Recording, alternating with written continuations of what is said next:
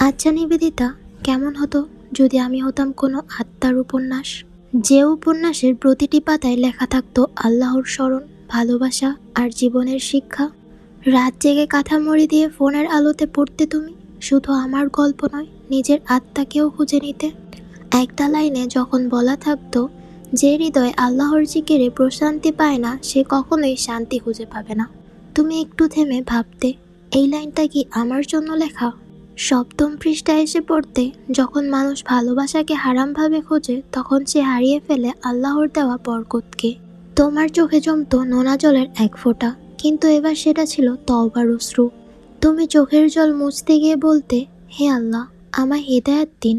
২৬তম পৃষ্ঠায় লেখা থাকতো, ভালোবাসা তখনই সুন্দর হয় যখন তা হয় হালাল সীমায়, আল্লাহর সন্তুষ্টির উদ্দেশ্যে। তুমি নরম হাতে ছুঁয়ে ছুঁয়ে পড়তে, যেন প্রতিটি অক্ষর তোমার হৃদয়ে গেঁথে যায়। এক সময় তুমি হাসতে, কখনো কাঁদতে, কিন্তু সবশেষে তুমি পেতে এক শান্ত আত্মা, যে জানে প্রকৃত ভালোবাসা মানুষে নয় বরং আল্লাহর দিকে টানে।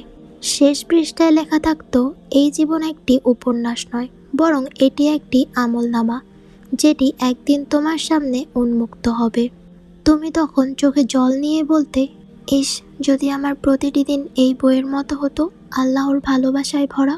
আসসালামু আলাইকুম এভরিওয়ান। এই ছিল যদি আমি হতাম তোমার আত্মার উপন্যাস। এই স্টোরিটা কার কেমন লেগেছে অবশ্যই কমেন্টে জানাবে। আর আমার ঠান্ডা এখনো ভালো হয় নাই, তাই ভয়েসটা সুন্দর করে দিতে পারলাম না। সবাই আমার জন্য দোয়া করবে যেন আমার ঠান্ডাটা তাড়াতাড়ি ভালো হয়ে যায় আর সুন্দর করে ভয়েস ওভার দিতে পারি। আর এই স্টোরি শুনছো নিবেদিতা কারা কারা আছো তারা অবশ্যই কমেন্টে জানাবে। লাইক সাবস্ক্রাইব করে পাশে থাকবে, আর টিকটক থেকে দেখে থাকলে ফলো বাটনে ক্লিক করে রাখবে। দেখা হচ্ছে পরবর্তী কোনো স্টোরিতে। ততদিন পর্যন্ত সুস্থ থাকো, ভালো থাকো, আল্লাহ হাফেজ।